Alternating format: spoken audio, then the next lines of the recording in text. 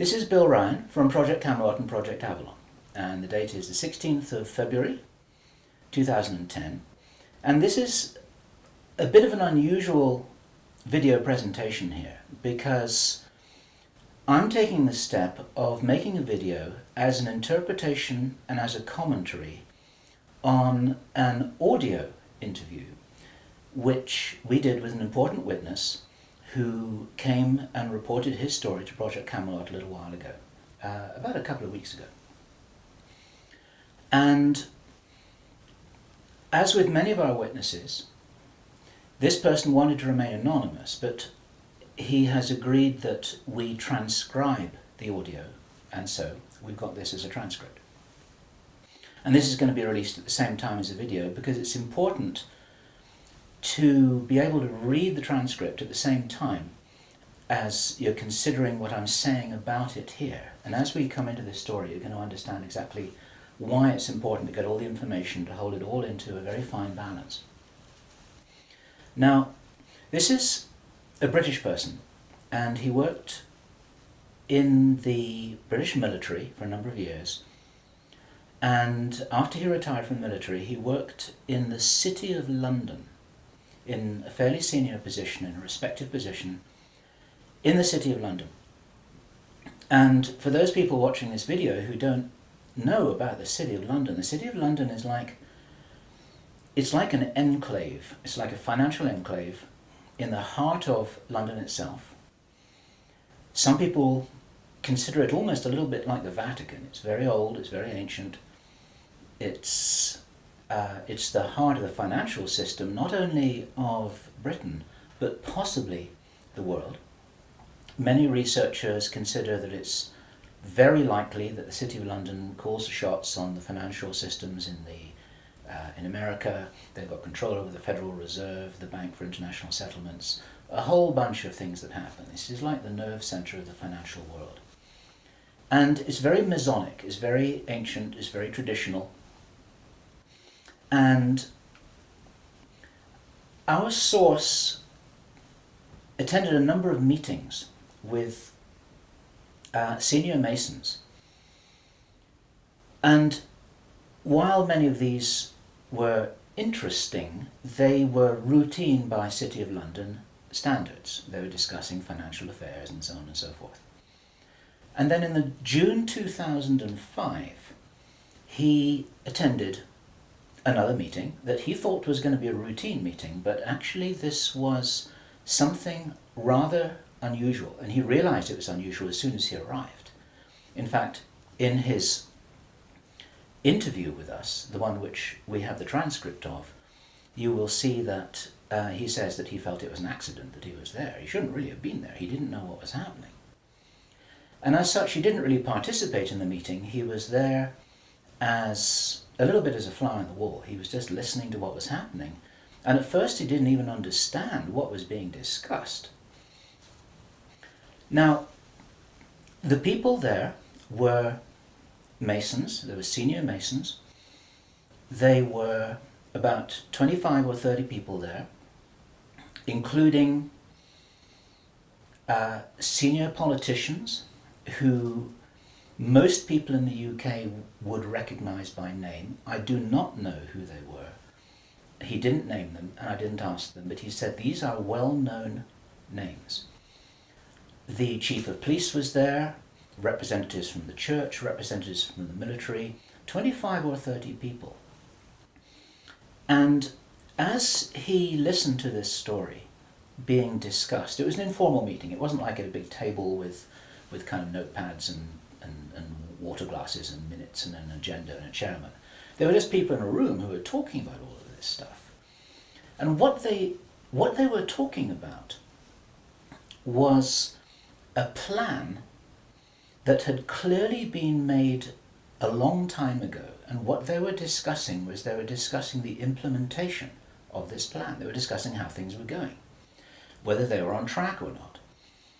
And what, for example, to give a flavour of this, they were discussing between them some of the problems that they had in the implementation of their plan. And as this little presentation continues here, you'll realize what the plan was, and I'm going to be revealing this in very much the same way as it was revealed to our witness and as he revealed it to me, bit by bit, step by step.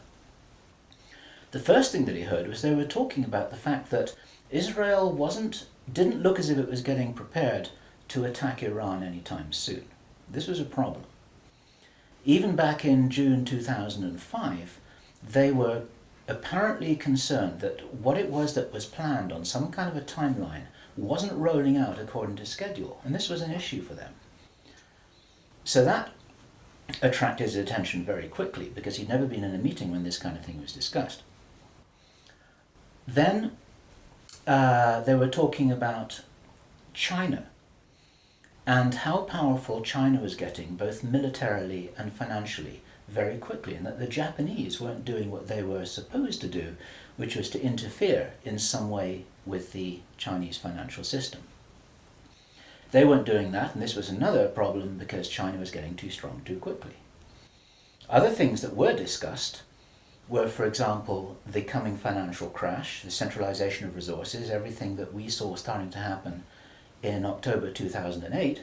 They were planning that and referring to it in their meeting in June 2005.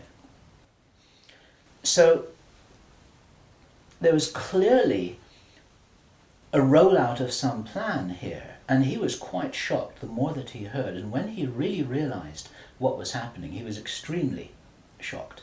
And one of the reasons why I'm giving this video presentation now is to soften the blow and interpret this a little tiny bit, because it is shocking information. And what I also want to do is I want to try and differentiate out between what it was that he reported, because he'd heard it with his own ears, and what it is that is his speculation and my speculation about how all this fits together. It's very important information. We need to know this stuff. Even though it doesn't look like it's going to be on track, I don't think this will happen. I think that there are a bunch of crazy people there who are extremely determined to do something, and they were in a hurry, and this is important to understand. They were in a rush to try and roll out this sequence of events. Now, what he described is what the sequence of events was. It starts with Israel attacking Iran. Now, this hasn't happened yet. There have been a number of indications that there are forces which are trying to push this into happening. You've only got to follow the news for the last 2 years to realize that the public is being prepared for a justification for this kind of thing. Iran is being set up as being the bad guys that deserve something to happen to them, and so on and so forth. Now, that's going to be the start of what is like the opening gambit in a big chess game. And the plan is to provoke Iran or China to retaliate. And our guy, our source, who is a military man, is privately as convinced as he can be, although this has never been made public and this is not publicly known, that Iran does have nuclear weapons. He believes that they have been provided by China behind the scenes. And all of this is intended because it's all right with these controlling forces that Iran has nuclear weapons, because they want them to be used. The plan is for either Iran or for China to retaliate after Iran is struck with a nuclear weapon. At that point, there will be a limited nuclear exchange in the Middle East, followed by a ceasefire. He heard this being planned in this meeting. This is being choreographed. It's like the script for a movie. This is exactly what's intended to happen. And during this time, the other thing that's being set up for this, and many people watching this will be aware that this is being set up in the background. We've had a lot of information about this from a number of good researchers from many countries who are reporting this on the internet, that things are being set up in many of the Western countries for there to be heavy controls over populations, martial law, increased powers on security forces who are not just the army or the police, but in Britain, for example, our source said that he absolutely knew personally for a fact, that a very large number of private security people, their powers were being increased to give them the ability to arrest people, the ability to detain, the ability to handle riots in streets. And here we're talking about just regular people working in private security, people who give the parking tickets on the streets. Their powers are being increased in the same way. And last year we heard President Obama talking about how he wanted to have a sort of national guard at home in America ready to handle this kind of thing. There are a lot of indicators that this is being set up. And in this rollout of this crazy scenario where it is intended that there will be a limited nuclear exchange in the Middle East, the idea is that as the world looks upon this with horror, then they will demand from their governments that there are heavy controls over travel, over communication, over people who meet, over people who protest in the streets. They want to make sure that they don't have crazy bombers on aeroplanes, crazy bombers in the shopping malls. They want to make sure, and because people will be driven into fear by this, they'll request and demand and insist on heavy controls from their governments, which will be justified. And this is where you're going to kind of get the martial law situation in all the Western countries. It's intended as a justification. All of this is just the start of something, because this story gets much bigger, and it's pretty horrifying. And if watching this now you're feeling a little bit shocked, this is how I was feeling when I heard this information, and this is how our source was feeling when he was hearing this information in this meeting, because this is just the beginning. Now, during the time of this ceasefire, everyone's shocked, everyone's frightened, everyone's really terrified about where this is going to go. There are all kinds of heavy controls over populations everywhere. And then the next thing that happens in this chess game that's being played is that biological weapons are released on China. He heard this being discussed in this meeting. They will release a flu-like virus that will be genetically targeted against the Chinese population. It's racially targeted against the Chinese people. It's designed to spread like wildfire and to knock out a large number of the Chinese people. And these people in this meeting were laughing about this. They said, China will catch a cold. Those were their words. China will catch a cold. And they were laughing about the fact that these biological weapons will wreak havoc among the Chinese population. And after that, then what effectively will be a kind of plague will actually spread right across the world to the West as well.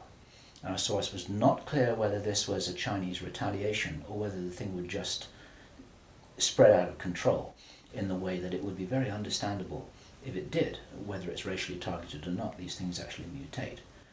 So now you've got a situation where there's been a limited nuclear war in the Middle East. There's a pandemic that really is sweeping across the world and really is killing people very visibly. And you've got this totalitarian military lockdown in all the governments in the Western world because everyone's going to be in panic about all of this. And then, he said, then the real war starts. Something that would be justifiably called the Third World War, with a much more major nuclear exchange. And at this point, I asked him, is this just about population reduction? What is this about? Why are they doing this? Why this insane Dr. Strangelove plan for just unleashing all of this stuff on the world? Why do it? Now, as our conversation went on, I started to find answers to those questions. Now, some of this is speculation. I want to share this speculation with you because it's important enough that we work together here to figure out what's going on. And there are some clues, there's some very important clues that I'm going to present to you here in this video. He said, absolutely, it's about population reduction. So I said, well, in this meeting, did they mention any figures? And he said, yes, they did, 50%. Half the world's population. This is planned as per the Georgia Guidestones. For those of you who don't know what the Georgia Guidestones are, it's a stone monument in Georgia in America that was erected anonymously a number of years ago. It's in 8 languages, and it's like an Illuminati manifesto for a new world, as it were. And just hold that thought about this being a manifesto for a new world. This is an important concept here in what I'm presenting. One of the key parts of this manifesto for this new world is that there should be a population of 500 million people. Now, 500 million people is an enormous reduction from the nearly 7 billion that we've got at the moment. That's pretty much 95% of people who would no longer be on this planet. And 50% is a step towards that. And there's a reason why they're doing all of this. There's a reason why they're in a hurry. There's a reason for this insanity. And when he was explaining this, then he said that they have a name for this plan. This project has got a name.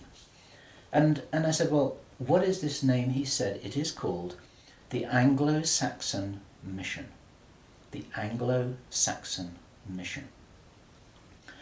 Now, I'd heard that before. It was something historical, I think, to do with the Crusades quite a long time ago. But I hadn't heard it in the present day context, and neither had he. And later on, as he continued to tell his story, I began to understand what I thought this might be about. Hence the title of this video, and the reason why I want to share this information with you, because we need to work together to figure out what's going on here. It's extremely important to understand.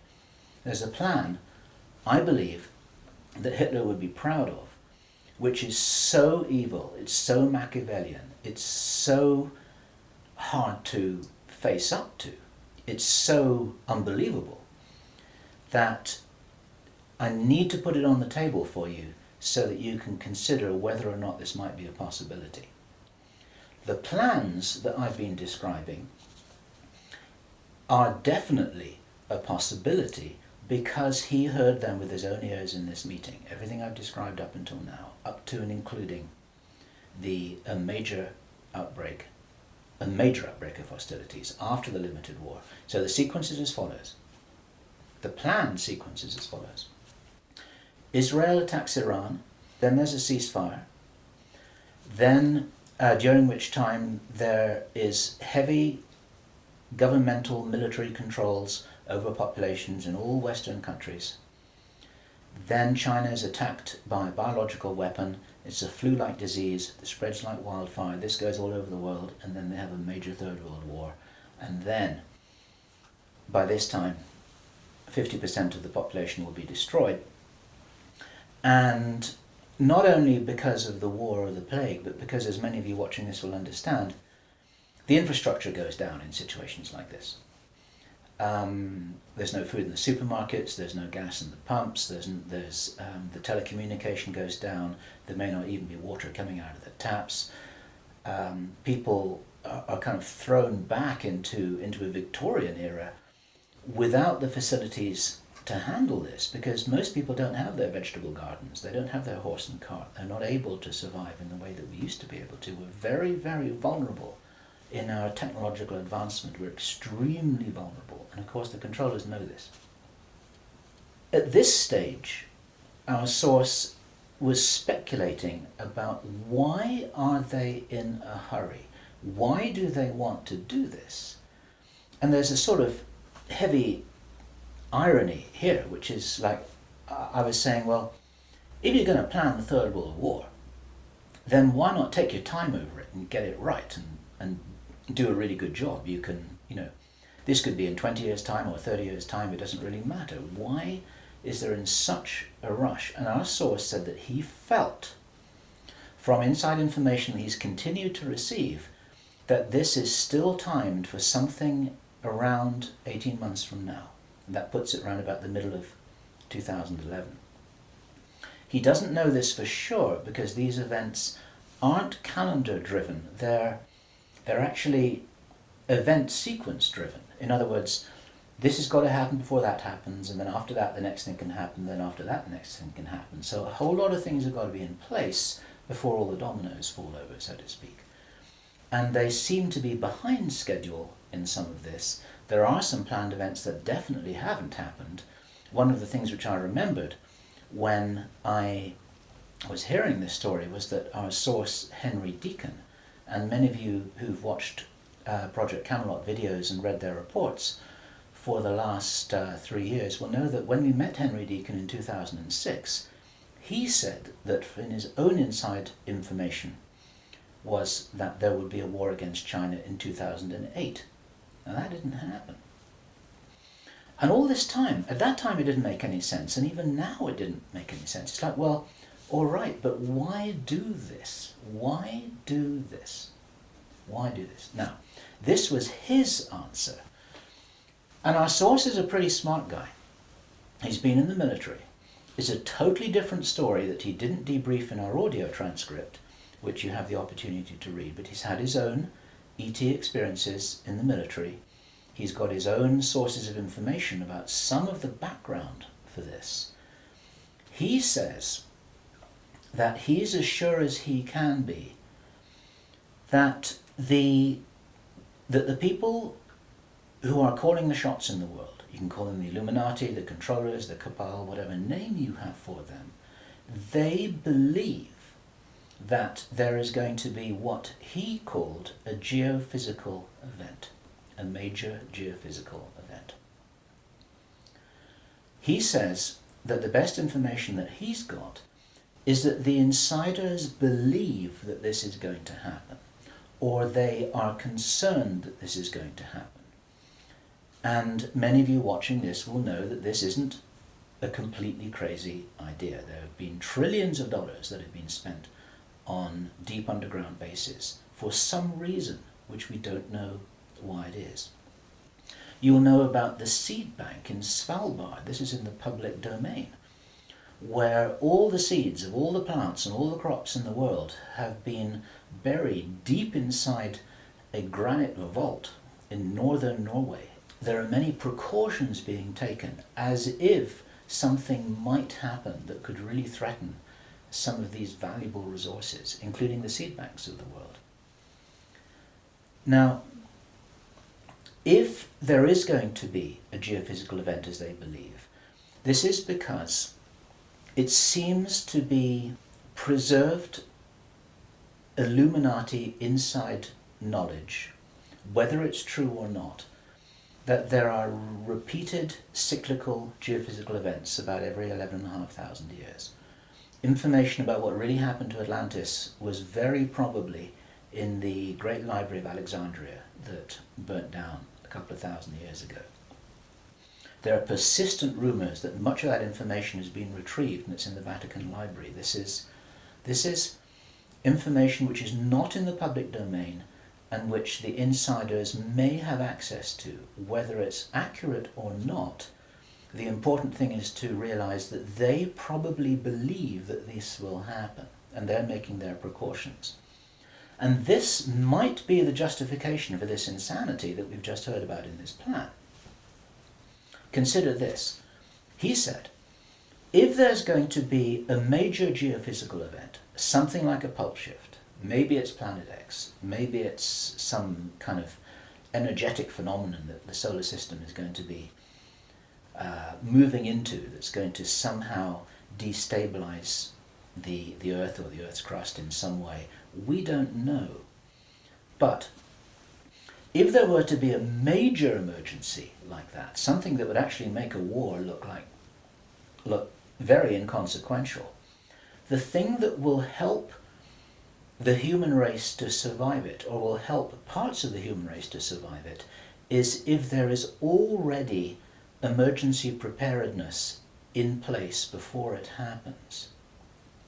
In other words, if you knew that there was an emergency coming, if you knew, for instance, that there's a hurricane coming in to hit your city, then you put all the emergency preparedness in place beforehand. You have the troops ready, you have the infrastructure ready, you have the military ready, you have everything that you need ready to handle this situation so you can respond and react and recover in the best possible way. Our source suggests that the reason for this whole Third World War scenario is that then the Western governments, with the Chinese out of the way, will be in a state of such totalitarian control of their own population that they will be best equipped to recover and rebuild the new world after a cataclysm. And he thinks that this is what's happening. And I have to tell you that this terrible logic makes sense to me, that they would think that way. I'm not for a moment agreeing that this will happen. I think this is wild, crazy stuff, but if they believe that it's going to happen, then this could be their justification for this kind of plan that we've heard about is really being discussed. And this now is my own speculation right now, which also makes sense to me. And I invite your comments and your thoughts about this. We need to work together to figure out what's happening here. It's called the Anglo-Saxonne Mission. What that told me was that the reason for the name is because this is a white racist agenda for the inheriting of the new earth. It's a plan that Hitler would be proud of. If they think that a new earth needs to be rebuilt, a new world, think of that little phrase there. If a new world needs to be rebuilt after a cataclysm, they want the Anglo-Saxons to be doing it. They don't want the Chinese to be doing it. They get the Chinese out of the way first. And then the Anglo-Saxons will inherit this new world with the other nations, the Asian nations, the African nations, the South American nations. Presumably, it is assumed that they won't have the resources to be able to handle the situation in any kind of a way that gives them the strength to recover after whatever it is that they think is going to occur. So there are several other parts of this which also fit, and one of the reasons why this is an important presentation to make personally is my own personal thoughts, because up until now I've been following a lot of the well-founded research on these sorts of agendas. We've had our own sources of information over the last 3 years. But I've always had questions in my mind, like, why would they do this? You know, war against China, why? Third World War, why? And suddenly, a lot of these things start to make a little bit more sense. It's possible, for example, that when we heard from Jordan Maxwell in our interview with him, which we did at the end of last year, 2009, he described to us how he had researched a number of repeating symbols and images that had been used ever since the time of Hitler, and even long before that, about the dawn of a new day. There's something very important in Masonic and Illuminati thinking about the dawn of a new day. And here we have possibly the reason for their belief that if you think about the possibility of a cataclysm, if they think this is really going to happen, the 2012 movie that many of you will have seen, after all of the flood and all of the earthquakes and tsunamis, then you've got these big ships sailing across a calm sea with the sun streaming through the clouds, and you've got the dawn of a new day, and the implication in that movie is that now those people will be able to rebuild the new earth because those are the survivors. It's the modern day Noah's Ark. It's possible that the dawn of the new day, that it refers to that. And it even occurred to me, and I'd be interested for other researchers to offer their views on this, that the very term the New World Order that we first started to hear about 20 years ago, actually longer ago than that, but the New World might be the post-cataclysmic world, the New World. It might be the order for the New World after the cataclysm. They may be planning who will inherit the new world. It may be nothing less than this. Maybe this is what the new world order is all about. It really is the order, the plan for the new world that they think is coming. They think this is going to happen. Now, I say again, it's very, very important to differentiate out all of this information here. I don't believe this is going to happen at all, but they might be doing something crazy to try and safeguard what they believe is their own interests. This is what we need to be aware of here. And what I want to do is I want to just state really clearly why there are profound reasons for not believing that anything like this is going to happen. There are a lot of things that haven't happened which were intended to happen. Many of you will remember I think it was the 30th of August 2007, there was a B-52 bomber that flew halfway across America from Minot Air Force Base to Barksdale Air Force Base in Louisiana with 6 armed nuclear cruise missiles on its wingtips, something that could never happen by accident. It was illegal, it should never have happened. You can't even smuggle a bullet out of the weapons storage area in an Air Force base without there being a whole bunch of signatures and everybody knowing about it, let alone making the mistake of loading armed cruise missiles onto a B-52 bomber with nobody noticing it. There was a reason why that happened, and that was actually prevented from going any further. It stopped at Barksdale in Louisiana. Some very brave airmen blew the whistle on that, and they did their job, and they reported it up the line. It appeared very, very briefly in the mainstream media, and after that it was completely covered over, and everyone said it was a mistake. That was no mistake. There was a reason why they did that, and what many of you don't know is that at that same time, at the end of August, a group of anonymous investors bet $2 billion that the stock market would fall by 50% before the 21st of September 2007. They stood to gain $4.5 billion if their bet had succeeded. These were what are known as put options. And the insiders in the stock market, they call them Bin Laden trades. It's a sort of ironic description because of the betting that took place around about 9/11. Okay, those people lost their bet. It didn't work. The plan didn't work. The stock market didn't fall. The bomber never went any further. And for all we know, that was intended to be the start of the Third World War. It never happened. Okay? We heard a few minutes ago, I was describing how Henry Deacon described that the war against China was meant to start in 2008. That didn't happen. A lot of people thought that was crazy. A lot of people thought he was crazy. Maybe he wasn't. Maybe he heard something that was a real plan, but they're 2 years behind schedule, and maybe this will never happen at all. There are a number of other things that may have been planned and which have never transpired. It's very interesting to think about the so-called Mexican flu outbreak, the swine flu outbreak. For the last 6 to 9 months, we've been looking at a scenario where it looked as if they wanted to roll out vaccinations, they wanted a lot of people to get ill, they wanted to announce a pandemic. Even now, there have been proposals to extend this pandemic declaration for another 2 years, and nothing's happening. In England, we call it a storm in a teacup. There's nothing happening here, but maybe something was intended.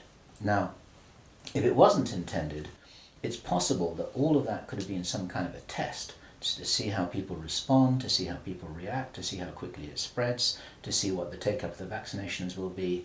And then, of course, us at Project Camelot and a number of other people who've been activists in this whole area trying to draw attention to all of this, now we're all on a database. They know who's going to stand up and start talking about all of this stuff. So it might have been an experiment, or it could have been a failed rollout of something. There's plenty of reason to believe that things are changing. This is the important thing.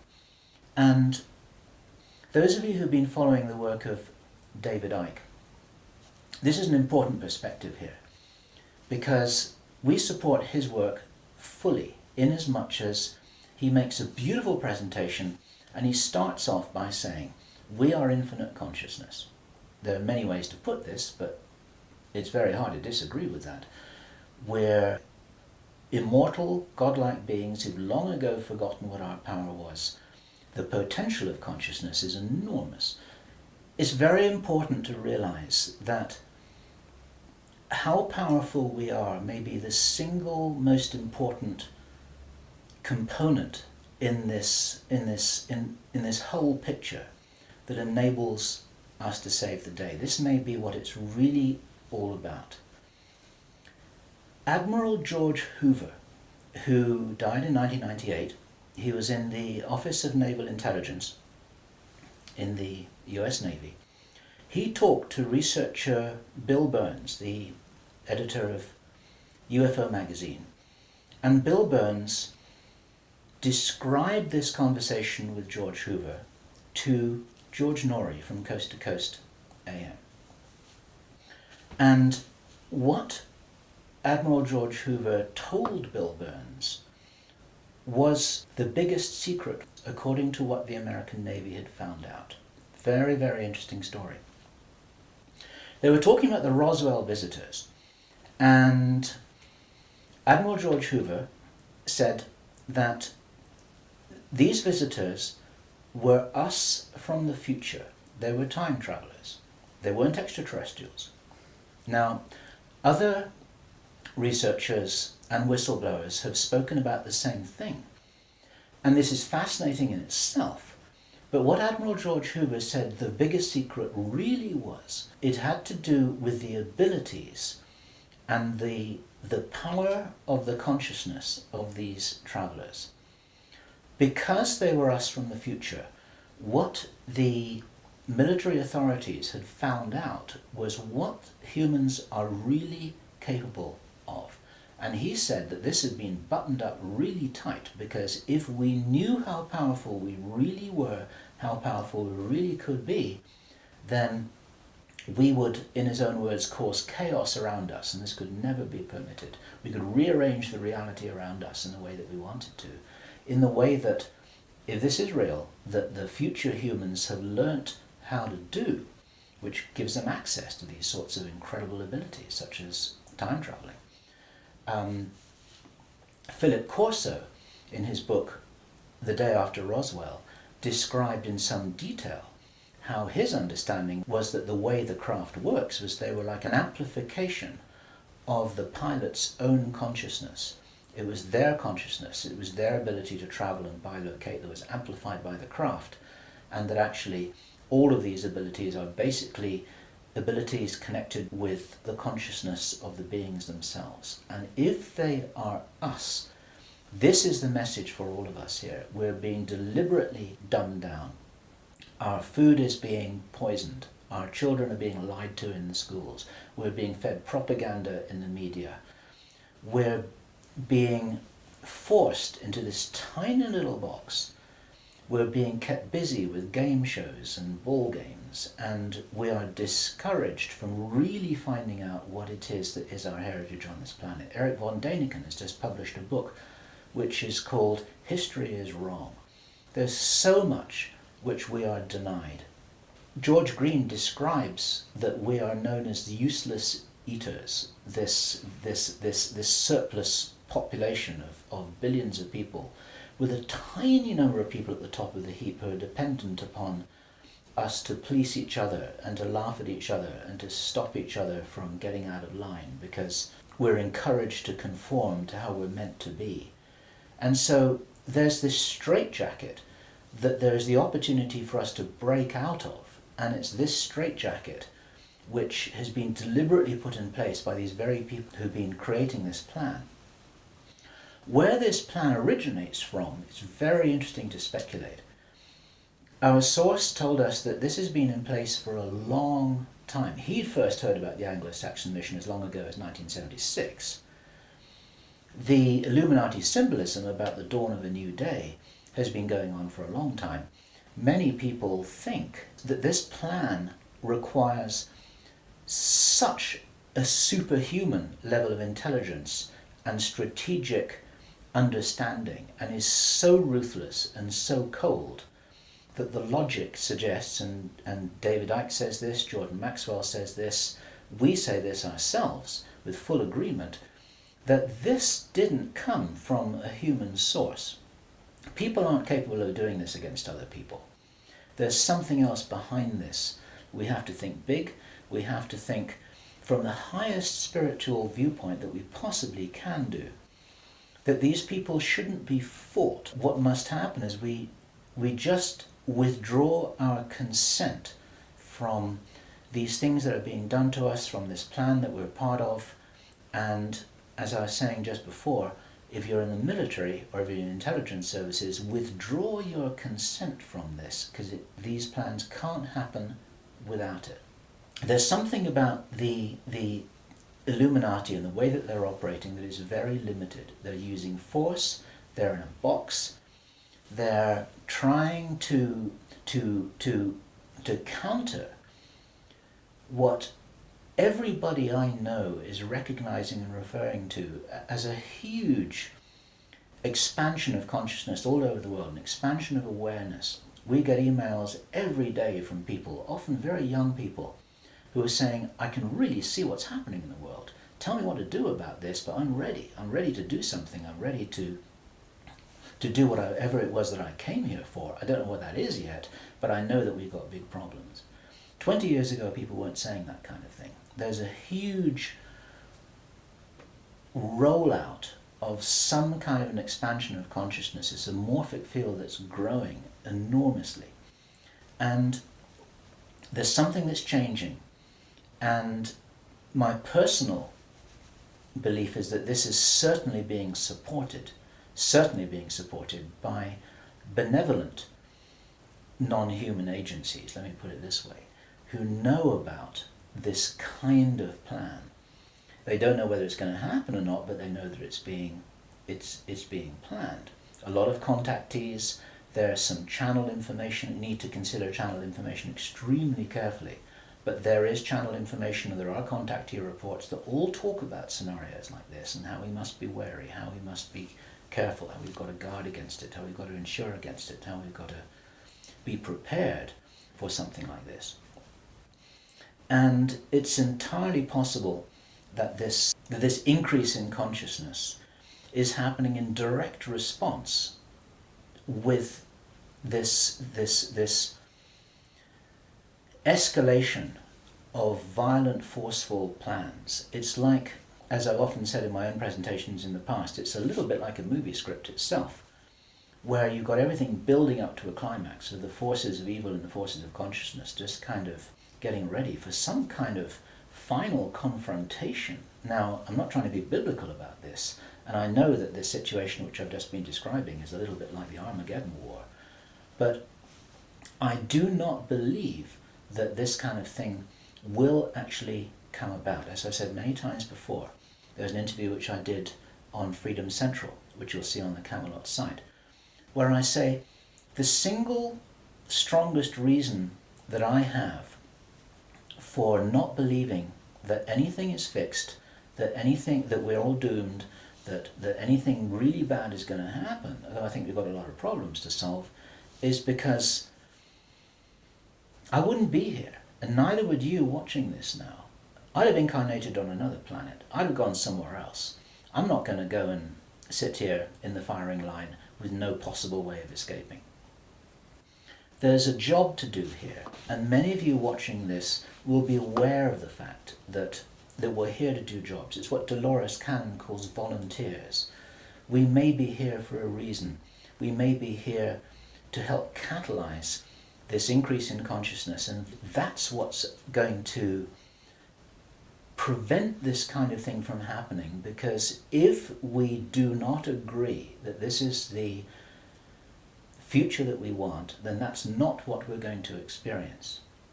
We do all co-create our reality, we do all have a part in it, and I profoundly believe that by becoming aware of these plans, this is the way that we avert them. There's a difference between prediction and prophecy. These are two words in the English language that are easily confused with each other. Prediction and forecasting is saying, okay, in 3 months' time, this is what's going to happen because this is what the data leads us to conclude logically. That's all about forecasting and prediction. A prophet does something different, and it's a word to be used with care because it's often misused, it's often misunderstood, and it's like a biblical term, and some people react against it for that reason. But what a prophet always used to do was to say, listen, if we don't wake up and if we don't take action, then this is what's going to happen. And the purpose of the prophet giving this prophetic warning is not to warn people that it will happen, but to say, listen, you got to change something here. You got to change the way you're doing things. You got to change the way that you're being. You got to change the way you're interacting with each other. You got to change your whole attitude. Whatever it is that you change, then the purpose of the change is so that this prophesied event doesn't happen. And so what we have here is we have a kind of prophecy. It's not a prediction. And I'm using this word very, very carefully because the reason why I'm making this statement, the reason why we're releasing this information is to make sure that this doesn't happen. What are we going to do with this information? It's going to be translated into every language that we can. The video is going to be subtitled in Chinese, Arabic, Russian, Spanish, every other major language. I want this video to be picked up by the Chinese. I want this to be escalated up the line. The Chinese are very sensitive about videos that refer to them, especially ones with Chinese subtitles. This will be reported right up the line to Chinese intelligence, to the Chinese military commanders. And the reason for that is because, first of all, if this is nonsense, it doesn't matter, okay? But if this is a really serious threat, then those are the guys who need to know about it, because their first nuclear response, which is designed to be provoked, is the thing that actually sets this whole thing on fire. And so, to any Chinese military commanders who are listening to this, don't do it, okay? None of us must do anything here that is in alignment with their plans. There's a wonderful scene in the Avatar movie that I loved so much, which was when the woman helicopter pilot who was ordered to fire her weapons at the big tree. She's just about to fire, and then she says, I didn't sign up for this. And then she turns around and she goes home. She's not going to be part of this. There are many people in the military who never signed up for anything like this. There are many people in the intelligence services, they never signed up for anything like this. They signed up when they were young, thinking that they were doing the best thing for their country, thinking that they're doing the best thing for mankind. They're not all evil at all. And so as a direct message to those of you in the military and the intelligence services who may be watching this or may have had this brought to their attention, you don't have to do this stuff just because you're told. You need to support what's best for the human race. You don't need to follow orders if it's going to lead to a huge destruction here, which is in no one's interests apart from the controllers who have an agenda of their own, and that agenda doesn't feature you and me, that's for sure. Okay, so that's the end of my presentation. I want you to consider this information. I'm not urging you to believe it. I want you to research it. I want you to check it out. I want you to read the transcript carefully, and I want you to see whether this correlates with anything else that you know and understand that's come to your attention. We're all working together here. We're not trying to force you to believe anything at all. We need to be careful about this information, but at the same time, if there's any chance that this is true, if there's any chance that this is for real, then we have to know about it, okay? And if you are not sure what it is that you should be doing, then I say the same thing that I always say, which is do whatever it is that you came here to do, because most of you watching this video are here for a reason. I do understand that you may not know what the reason is yet, but you're probably here for a reason. You're probably watching this video for a reason. Do whatever it is that you came here to do. This is Bill Ryan, Project Avalon, Project Camelot, It's the 16th of February, 2010. Thank you.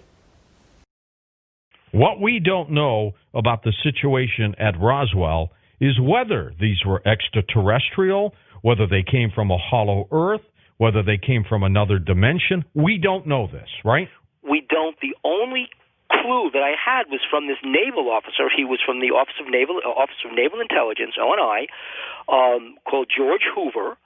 We've talked about him before, who said that he was the Corso of the Navy, and that the military believed, and he said he knew that these entities were not so much interplanetary, but they were literally time travelers. And the big secret is that they were us from the future, and that we and they had the same powers, and that was the real fear of the government, that we had the ability to manipulate reality around us. We've always had that ability. We just didn't know how to use it. And if we ever learned how to use it, and we're not ready for it, we would cause chaos. And that was the big secret that the Navy eventually found out.